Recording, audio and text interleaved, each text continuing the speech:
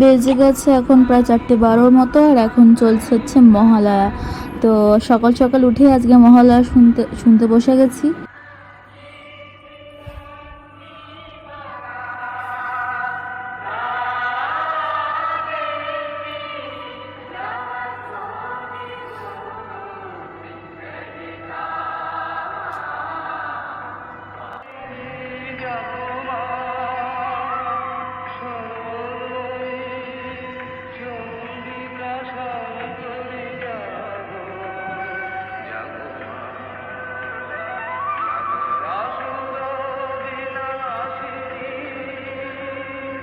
সারা বছর অপেক্ষা করে থাকি একটা দিনের জন্য, কবে যে বীরেন্দ্র কৃষ্ণ ভদ্রের এই মহালয়াটা শুনতে পাবো। আহা, কি সুন্দর এই গলা গলা ওনার। সারাটা বছর অপেক্ষা করে এই একটা ভোরে উঠে ওনার মহালয়া শোনার আলাদাই শান্তি প্রায়। এবার এতক্ষণ তো মহালয়া শুনছিলাম, এবার যাব রেডি হব, কারণ আজকে ওই কার্জন গেটের ওখানে প্রোটেস্ট আছে। তো চলো আগে রেডি হই, তারপর বেরোবো, বেরিয়ে তোমাদের সাথে আবার দেখা হচ্ছে। তো সকাল সকাল এখানে আমরা হয়ে গেছি রেডি, আর আমার সাথে যাচ্ছিল বালির ঠাকুমা, আর বাকিরা সবাই তখন ঘুমাচ্ছিল। তো এবার আমরা ডাইরেক্ট চলে যাবো হচ্ছে কার্জন গেট, ওখানেই প্রোটেস্টটা হবে। তো আর এখানে সকাল সকাল তো না, ভোর ভোর এখানে বসে গেছিলো বাজার। তো চলো ডাইরেক্ট স্পটে গিয়ে তোমাদের সাথে আবার দেখা হচ্ছে। তো আমরা এখানে এসে দেখি অনেকজন আগে থেকে চলে এসেছিলো, আর তখনও প্রোটেস্ট শুরু হয়নি, আমরা যাওয়ার কিছুক্ষণ পর শুরু হলো।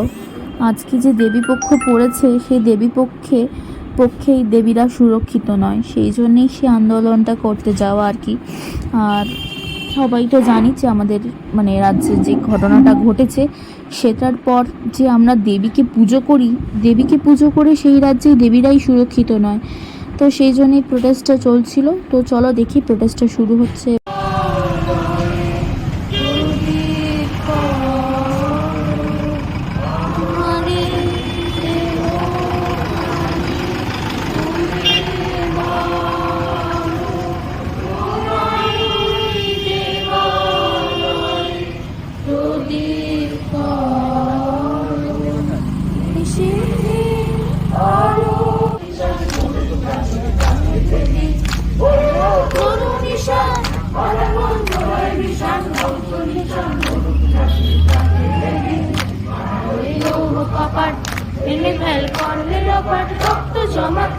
পূজার পাশার বেদি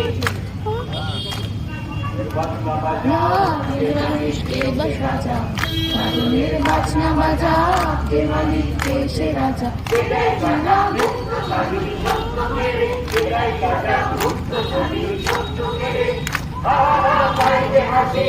ভগবান মরবে ফাঁসি সর্বনাশী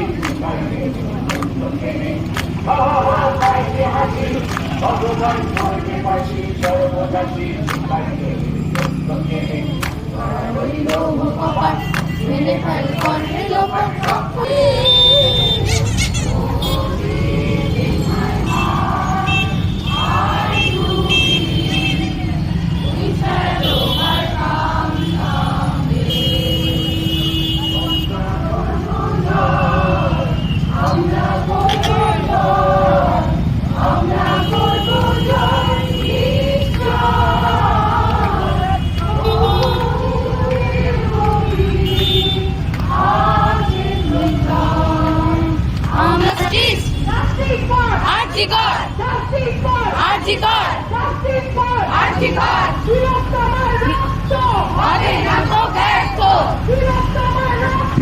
হবে না তো ব্যর্থ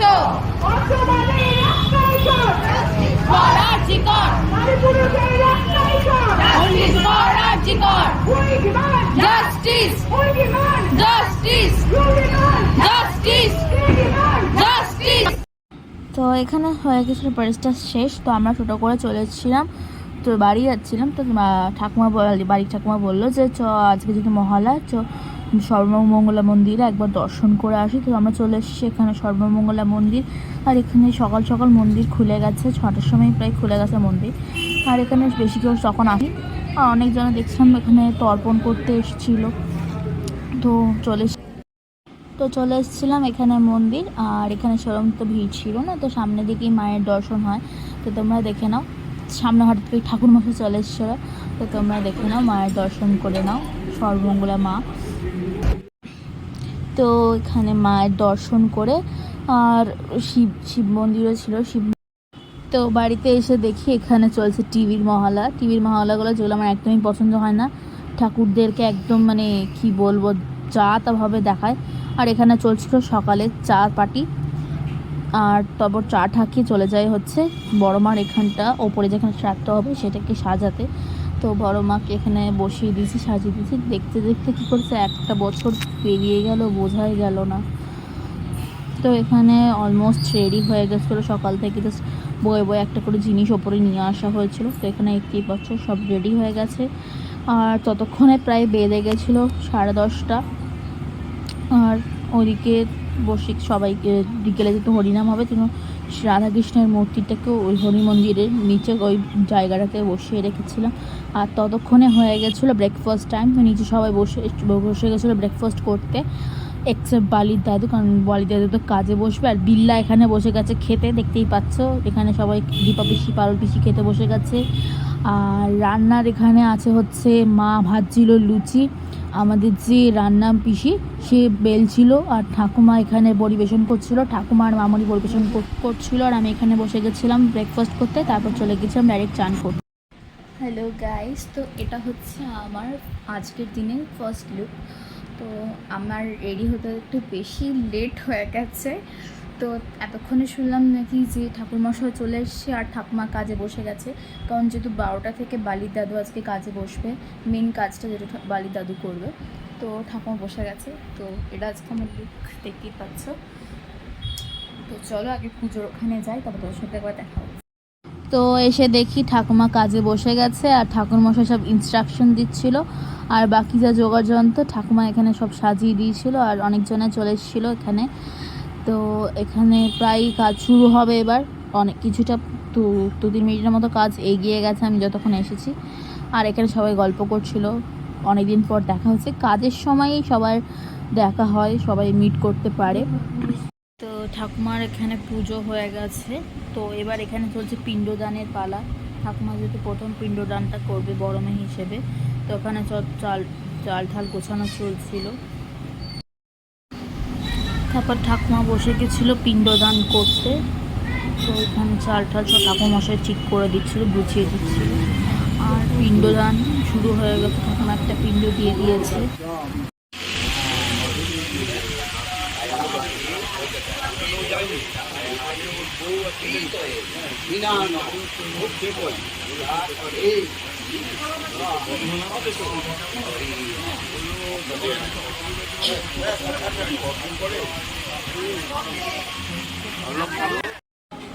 একদিকে তো শ্রাদ্ধের কাজ চলছিল, আর একদিকে এখানে গীতা পড়া চলছিল।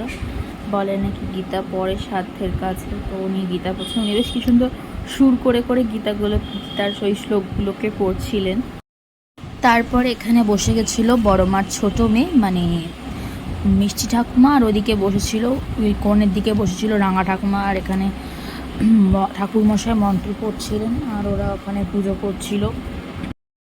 ওদের মিষ্টি ঠাকুমা এবং রাঙা ঠাকুমার কাজটা হয়ে যাওয়ার পর তখন 12টা, প্রায় 12:30 বেজে গেছিলো। আর এখানে বসে গেছিলো বালির দাদু আসল কাজটা করতে। বালির দাদু যেহেতু মানে মুখাগ্নিটা করেছিল, তো বালির দাদু এখানে মেন যে রাত্রের কাজটা সেটা করবে। আর এখানে তো কন্টিনিউয়াসলি পড়ছিল উনি গীতা। তো ততক্ষণ বাড়িতে তো পুজো করতে করতে আমি চলে এসেছিলাম নিচে, যেখানে ওই আমাদের বাড়ির এখানে স্কুলটা আছে, ওখানে আজকে খাওয়ানো দাওয়ানো হবে। আর ক্যাটারের লোকগুলোও চলে এসেছিলো, কারণ পুজো করতে করতে অনেকটাই তো সময় হয়ে গেছিলো, তখন পিণ্ডদান করার সময় হয়ে গেছে, তাই নিতে এসেছিলাম এখানে থালাতে করে খাবার বড় মার। তো আমি নিয়ে চলে যাচ্ছি বড় মার খাবারটা, যেটা ওই ফটোর সামনে রাখা হবে। তো আমি এখানে কী কী আইটেম দেওয়া হয়েছে, সবগুলো আইটেম তো তখন রেডি হয়নি, তাই সবগুলো আইটেম দেওয়া হয়নি। তো তারপর এখানে চলছিল হচ্ছে পিণ্ডদান দেওয়া, ওই কটা 12 মাসের, তারপর ওই আরও বেশ কী সব মল মাসের সব অনেকগুলো পিণ্ড দেওয়া হয়, 12টা না 14টা পিণ্ড দেওয়া হয়। বারবার হাত ধুচ্ছিল, আর একটা করে পিণ্ড যত 12টা মাসে সেই সব পিণ্ডগুলো দিচ্ছ বালির দাদু। আর ওদিকে আরেক দিক থেকে ঠাকুরমশাই ওদিক থেকে ইনস্ট্রাকশন দিয়ে যাচ্ছিল, এরকম করে দাও ওরকম করে দাও, আর মন্ত্র পাঠ চলছিল।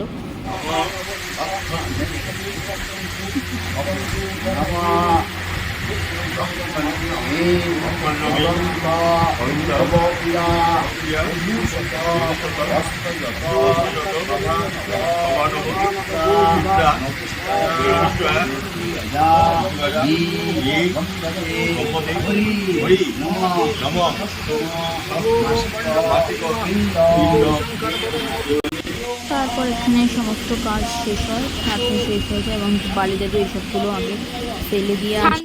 তারপর আমি চলে আসি হচ্ছে নিচে, কারণ নিচে চলছিল খাওয়ানো দাওয়ানো, আর অনেক কটা ব্যাচই চলে এসেছিলো। আমি তো উপরে সাধ্যতে দেখছিলাম, ভিডিও করছিলাম, তো তাই আমি নিচে তখন আসিনি। তো এখানে বাবা মা মামনি সব আলোচনা করছিল, আর এখানে চলছিল হচ্ছে 4th ব্যাচের খাওয়া দাওয়া, আর পঞ্চব্রাহ্মণ যেটা খাওয়াতে হয় নিয়ম আর কি, সেটাও চলছিল। আর এখানে খাওয়ানো দাওয়ানো তো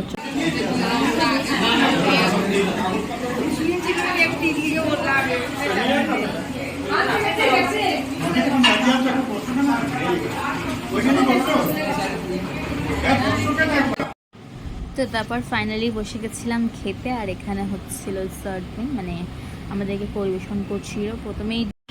আর এটা ছিল লাস্ট ব্যাচ। পাশে বসেছিল বাবা, বালির দাদু, আর এখানে যারা যারা বাকি ছিল ঠাকুরমশাইরা যারা কাজ করছিলেন ওনারাও বসেছিলেন। তো তারপরেই দিয়ে দেয় হচ্ছে মেন যে খাবার, শাক তো খেতে হয় নাকি বলে। আর তারপরে চলে আসে হচ্ছে ফিশ ফ্রাই, আমার সবথেকে ফেভারিট জিনিস। আর যারা ফিশ ফ্রাই খাবে না তাদের জন্য ছিল হচ্ছে পনির পাসিন্দা। অবশ্য আমি ফিশ ফ্রাই খাই, কনভেশনটা নিই নি। তো ফিশ ফ্রাইটা জাস্ট সেরা হয়েছিল, জাস্ট ক্রিসপি টাইপের, খুব সুন্দর হয়েছিল খেতে। আর পাশে বসেছিল বালির ঠাকুমা, আর ওই পাশে বসেছিল মা। তো চলছে এখানে খাওয়া দাওয়া। তারপরেই চলে আসে হচ্ছে ভাত, ঘি। আমি এত আস্তে আস্তে খাই যে এখানে সবই পরিবেশন হয়ে গেছে, ভাত, ডাল, তারপর ধোকার ডাল্লা, শুক্তো সবই পরিবেশন হয়ে গেছে, কিন্তু আবার এখানে খাওয়া এগোয়নি। আমি তখন ফিশ ফ্রাই খাচ্ছিলাম, আর ছিল মাছ, গলদা মাছ। আর এখানে তো চাটনি, পাঁপড়, রসগোল্লা সব দিয়েছে, আইসক্রিমটাও পেয়ে গেছি। সো গাইজ, এখন আমরা টায়ার্ড, কাজ করে খেয়ে দে। তো এখন প্রায় বেজে গেছে হচ্ছে 5টা। এই আমরা ফ্রেশ হলাম, বাট তো বিকেলে আছে হরিনাম। তো এখানে সবাই শুয়ে পড়েছে, এখানে গল্প করা হচ্ছে। তো চলো কিছুক্ষণ রেস্ট নিয়ে আবার তো রেডি হতে হবে এক্ষুনি। তো চলো আবার ঘুরে আসি কিছুক্ষণ পরে, ততক্ষণের জন্য টাটা।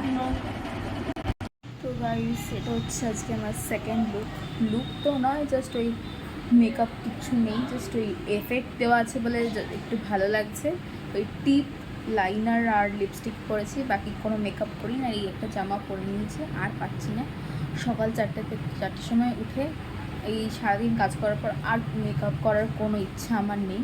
যেটা হচ্ছে এখন ওরা আসার সময় হয়ে গেছে, আর জাস্ট 20 মিনিট পরই ওরা চলে আসবে হয়তো। তো এখনও বাকি আছে হচ্ছে চন্দন বাটা আর মালাটা রেডি করা, মানে হরিনামে নাকি গাঁদা ফুলের মালা ওদের পরাতে দিতে হয় নাকি, সেই মালাটা রেডি করবো আর চন্দনটা বাটবো। তো চলো আগে মালাটা চন্দনটা রেডি করি, তারপর তার মধ্যেই দেখবো ওরা চলে এসছে। তো চলো আগে চন্দনটা বেটে। তো এখানে একটু বেশি করেই চন্দনটা বেটে রাখলাম আমি টিপ দেবো বলে। তারপর নিচে এসে দেখি এখানে গল্পের আসর বসে গেছে, ওই সবাই মিলে একসাথে হলে যা হয় আর কি। আর ওই হরিনামের দলের লোকেরা আসতে এতটাই দেরি করছিল, প্রায় 7:30 বাজিয়ে দিয়েছিলো। তাই সবাই এখানে হাঁপিয়ে গিয়ে এখানে সবাই গল্প করতে শুরু করে দিয়েছিল। তো সবাই এখানে একটা আসর বসেছিল, গল্প চলছিল, আর আমরা অপেক্ষা করছিলাম কখন আসবে সেই হরিনামের দলের লোকগুলো। তো এতক্ষণে চলে এসেছিলো হচ্ছে হরিনামের দলের লোকেরা। তো তখন ওরা রেডি করছিল ওদের হারমোনিয়াম, খোল, করতালগুলোকে। তো ওখানে বসে গেছিলো হচ্ছে সন্ধ্যাবেলার যেই হরিনামটা হচ্ছে সেটা সবাই চলে এসেছিলো।